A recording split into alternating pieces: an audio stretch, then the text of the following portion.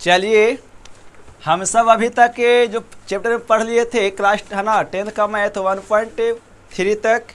आज हम सब देखते हैं अध्याय मतलब चैप्टर 1 का ना 1.4 जो चैप्टर है वो अध्याय 1 में आता है। वास्तविक संख्या में हमने शुरू किया था वास्तविक संख्या में, और क्लास 10th के मैथ में वास्तविक संख्या में आपको 4 पढ़ना है चैप्टर 1.1, 1.2, 1.3 और 1.4।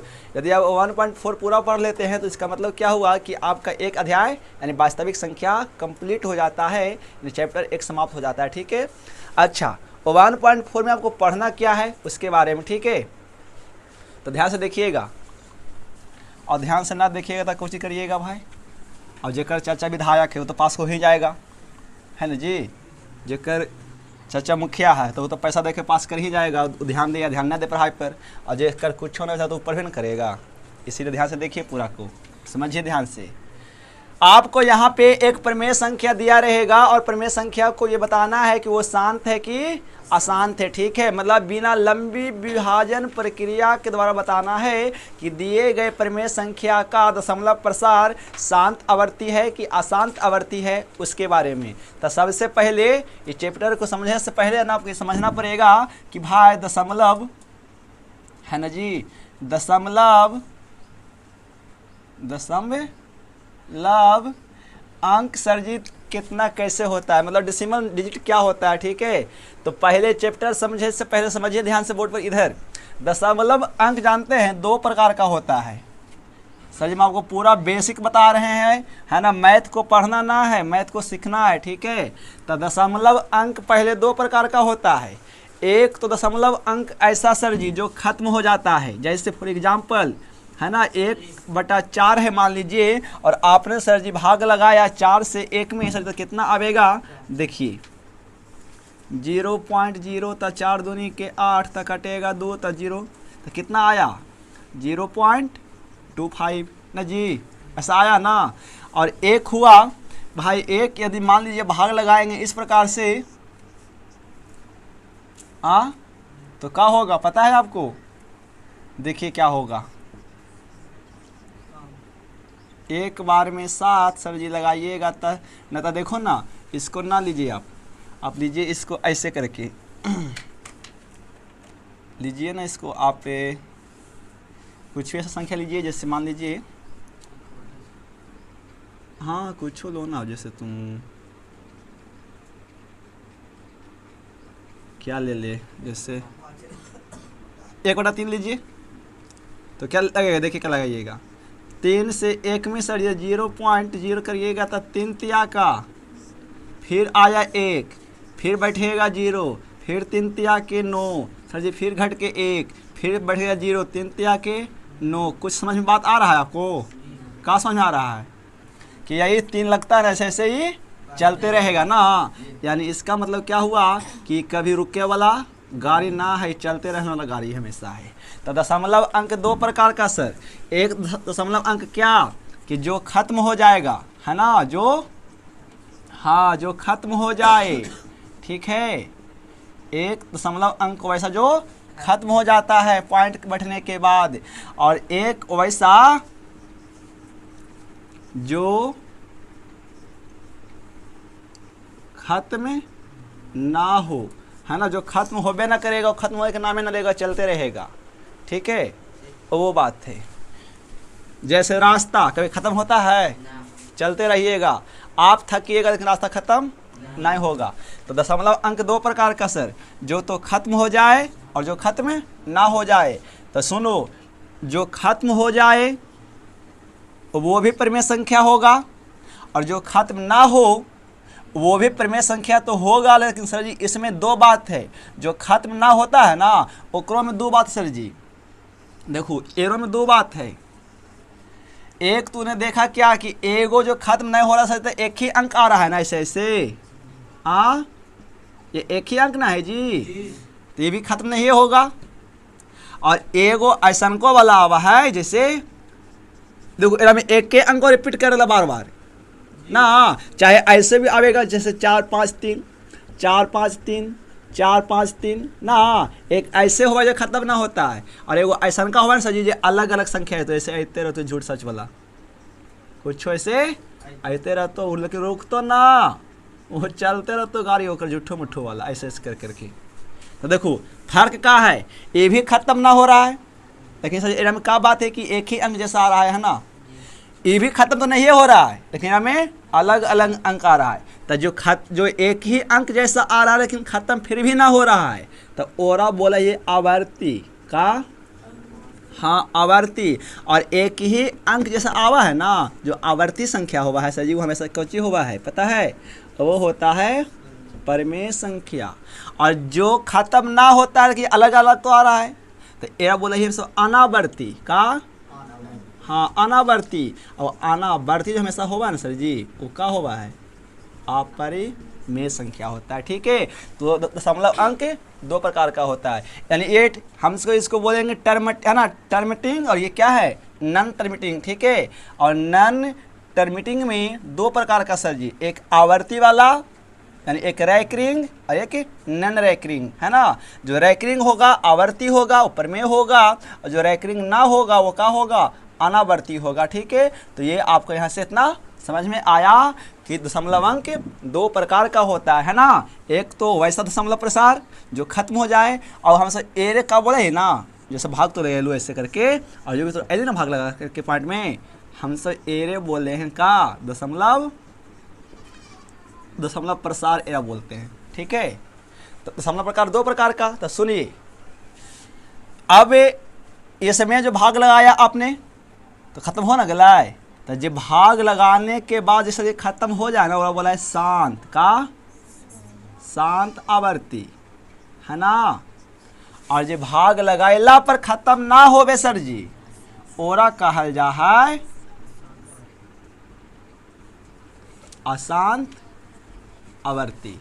तो यही बतिया ना यहाँ पढ़ना है 1.4 में, कि बिना आप तो भाग देकर बता रहे हो कि पॉइंट आया पूरा पूरी कट जाता है पॉइंट बैठने के बाद, तो पॉइंट बैठने के बाद जो कटेगा वो शांत हो जाएगा, और पॉइंट बैठने के बाद भी ना कटा वो क्या हो जाएगा, अशांत हो जाएगा। लेकिन इस चैप्टर में आपको बिना भाग दिए हुए बताना है कि दिए गए परिमेय संख्या का दशमलव प्रसार शांत होगा कि अशांत होगा। ठीक है, ये आपको यहाँ पे बताना है। तो आइए लिखिएगा इतना बात ना याद हो गया है ना, पूछेंगे तो कल है, देखिए पूछेगा नाम मरता लिखिए, अन्यथा ना लिखिए। होता है किस प्रकार का, दो प्रकार का।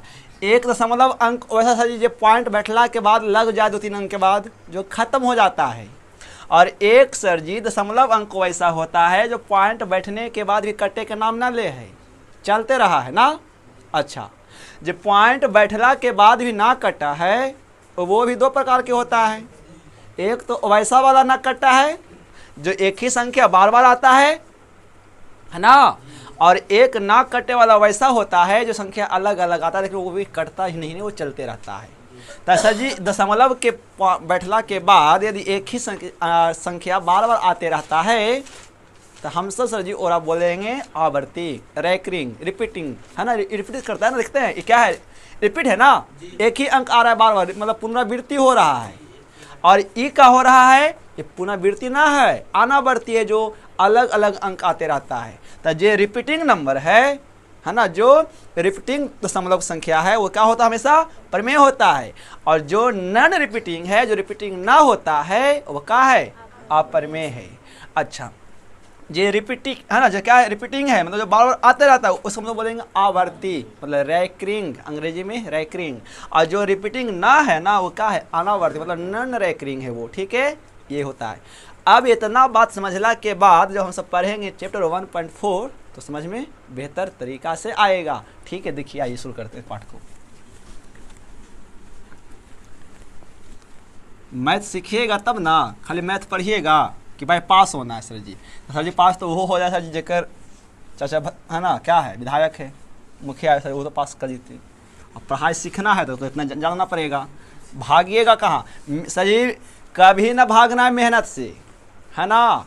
बिना रात जागे सर जी भाग किसी का ना जगता है। यदि भाग को जगाना है सर जी तो रात को भी जगना पड़ेगा। और सर जी चाबी, मेहनत एक ऐसा चाबी है जो बंद भाग को भी खोल देता है, याद रखिए इस बात को। तो अब देखिए 1.4 का चैप्टर है ना, कि बिना लंबी विभाजन प्रक्रिया के बताइए कि दिए गए परिमेय संख्या का दशमलव प्रसार शांत है कि अशांत है, उसके बारे में। ठीक है, अब एक बात रही सर जी, ध्यान से देखिए यहाँ पर ही समझिए एक बात को, जो बताने वाले बात है उसको इंपॉर्टेंट से ध्यान से रखिएगा, हम क्या बोलने वाले हैं। जो मान लीजिए सर जी कि ये एक परिमेय संख्या है, ठीक है, ये क्या है, एक परिमेय संख्या है, 2/20 क्या है, एक परिमेय संख्या है, और ये भी एक परिमेय संख्या है। तो ये तो बात की बात सर जी हो गई ना, कि भाग लगाइएगा, ये पॉइंट बैठला के बाद कटेगा तो शांत लिखिएगा, और पॉइंट बैठला के बाद भी ना कटेगा ना, वो अशांत लिखिएगा। तो यहाँ पर अब भाग ना देना है, बिना भाग दिए बताना है कि दिए गए परिमेय संख्याओं का दशमलव प्रसार शांत है कि अशांत है। तो सर जी एक बात है, एक परिमेय है, याद रखिएगा कि यदि सर परिमेय संख्या में है ना, यदि परिमेय संख्या में P/Q, ठीक है, जब Q को आप अभाज्य गुणनखंड तोड़ेंगे, और तोड़ने पर सर जी यदि Q का अभाज्य गुणनखंड यदि 2 के पावर m इंटू 5 के पावर n के रूप में हो, यानी सर कहने का मतलब क्या हुआ कि नीचे वाला संख्या को यदि आप अभाज्य गुणनखंड निकालेंगे, और अभाज्य गुणनखंड निकालने के बाद सर जी यदि इसका गुणनखंड 2 और 5 के रूप में आया, तो वह समझिएगा सर जी कि पूरा के पूरा परिमेय संख्या का है, शांत है। ठीक है, कब, नीचे वाले का, यानी Q संख्या का, हर संख्या का आप अभाज्य गुणनखंड निकाला, अभाज्य गुणनखंड निकालने के बाद सर यदि उसका अभाज्य गुणनखंड 2 और 5 के रूप में आया तो क्या है, वो शांत है। जहां सर m और n क्या उसका है, पावर है, mn क्या है, पावर है। एक कॉन्सेप्ट पहला ये कहता है, यदि सर 2 और 5 के रूप में ना आया, केवल सर 2 के रूप में आ जाए या केवल 5 के रूप में आ जाए, है ना, केवल 5 के रूप में आ जाए सर जी, तो फिर भी वो क्या होगा, शांत होगा। लेकिन सर जिसका अभाज्य गुणनखंड हर संख्या वाले का यदि आप अभाज्य गुणनखंड निकालते हैं, और अभाज्य गुणनखंड निकालने के बाद यदि 2 के पावर m इंटू 5 के पावर n के रूप में ना आया, तो इसका मतलब क्या है सर जी कि वो संख्या अशांत आवर्ती है। सर जी भाग लगाइएगा ना तो कट्टे वाला ना है, वो चलते रहेगा, है ना। वो तो सर जी बात की बात है सर जी कि वो तो रिपीटिंग होगा कि नॉन रिपीटिंग होगा, तो बात की बात है क्या होगा, लेकिन कटने वाला नहीं है। कौन, जिसका अभाज्य गुणनखंड 2 के पावर m और 5 के पावर n के रूप में ना होगा, तो ठीक है, यही बात यहाँ पर आपको करना है। तो बस कुछ भी नहीं है। आइए समझते सवाल नंबर 1 क्या कहता है, ठीक है। और हम सब उसको अभाज्य गुणनखंड निकालते हैं और देखते हैं कि उसका अभाज्य गुणनखंड 2 के पावर m और 5 के पावर n के रूप में है कि ना है, उसके बारे में कोई दिक्कत। 2 के पावर m इंटू 5 के पावर n के रूप के अलावा सर यदि खाली 2 के पावर m या खाली 5 के पावर n भी होगा, फिर भी क्या होगा, शांत होगा। और यदि 2 के पावर m सर जी 5 के पावर n तो हुआ, और सर मान लो सर जैसे कुछ संख्या ऐसे अलाए तोड़ला पर तो शांत होते, कोई ऐसा भी सर जी आगे खाली फिर भी शांत होते, खाली ऐसा भी आ गया होगा फिर भी शांत होगा। लेकिन सर यदि इतना अला के बाद भी सर यदि m कोई संख्या ऐसे आ गई, है ना, 2 और 5 के अलावा कोई संख्या आना ना चाहिए तब शांत। 2 आया, 5 भी आया, उसमें कुछ में और आगे कुछ में कुछ और, तो वो क्या हो जाएगा, फिर अशांत हो जाएगा, वो कटने वाला ना है। ठीक है, ये पूरी बातों को हमने बताया आपको। चलिए तो एक सवाल देते हैं करने के लिए, और इसी के आधार पे ना सर पूरा को करिए अभी, ठीक है। हम एक आपको बता देते हैं और बाकी सवाल हम सब आप सबके लिए छोड़ते हैं इसको। तो देखिए एक में क्या है, एक्सरसाइज कितना है 1.4 का एक सर बोलिए कितना है, 13/3125 है ना। तो बस कुछ छोड़ा सर जी, 13 का 13 कर लो, और 31/25 को सर जी क्या करो ना, अभाज्य गुणनखंड निकालो। सर जी 5 है सर जी, तो स्पष्ट बात है ना कि 5 बार में सर जी कटेगा, कितना बचे, 625 बचे, हाँ तो लग रहा है ना। 5 5 25, 5 दूनी के 10 और 2 12 के 2, हाथ में 1, ठीक तो है सर जी। फिर क्या कटेगा? 125 25 625, फिर कटेगा 25 25 125 सर जी। फिर क्या कटा? 5 5 25 सर जी। फिर क्या कटेगा सर जी? देखो सर जी ये कैसे आया? 1 2 3 4 5, 5 के पावर 5 आया, इसमें 2 आया। आपने अभी क्या पढ़ा कि 2 के पावर m और 5 के पावर n हो तब शांत ना। तो फिर हमने आपको नहीं कहा था कि 2 के पावर भी यदि m रहे खाली और खाली या तो खाली 5 भी रहेगा तो फिर क्या होगा? और जहाँ m n कौची है पावर, देखो पावर है ना 5 तो ये होली n एक मत समझू तो कौची। देखो अब तू तोरा लू एक 5 के पावर 5 है तो शांत होती कि ना? होगा। खाली ई भी आया तो शांत, खाली ई भी आया तो शांत, या दोनों आया फिर भी शांत। तो सर देखो कैसे होती है। ये तो भाई ऐली ऐसे है ना, लेकिन सर 2 तो चाहिए ना। तो 2 एरा मिला वाला क्या करवो पता है सर जी? ऊपरे नीचे एक समान संख्या से क्या करना है? गुना करना है। आपकी मर्जी, 2 कर दो 2 कर दो। तो यदि आप 2 के पावर 2 करते हैं सर जी तो इसको क्या करना पड़ेगा? ऊपरे भी करना पड़ेगा ताकि ये दोनों क्या हो? बैलेंस इसका बना रहे, घटे बढ़े ना। यदि खराब नीचे करेंगे तो फिर मान बढ़ ना जाएगा। यदि कितना करेगा? ऐसे करेगा कि भाई 2 के पावर 2 ना करके 2 के पावर 0 कर दे। कुछ भी करो ना सर जी तो ऊपर नीचे करना ही करना पड़ेगा ताकि उसका पूरा मान एक समान रहे, ना घटे ना बढ़े, जैसे कि वो 10 रहे। तो अब देखो ई वाला बतिया ई नियम के है ना पालन कर रहा है कि ना? 2 के पावर m और 5 के पावर n, या कुछ भी लिखो तुम, चाहे पहले ये लिख दो चाहे पहले ये लिख दो, कोई दिक्कत है? कोई दिक्कत नहीं है ना। तो 2 और 5 के रूप में इसमें नहीं आया था, फिर हमने क्या किया? इसको 2 के रूप में लाया है ना, तो ये क्या हो जाएगा? और जिसमें तो आगे तो ठीक ही है ना। तो सर क्या लिखेंगे? अतः 13/3125 का दशमलव प्रसार का है शांत आवर्ती है। कोई दिक्कत? हो जाएगा। काम करिए इसको स्पीड में, आधार पे ना पूरा करिए, ठीक है? ये आपका काम रहेगा सर।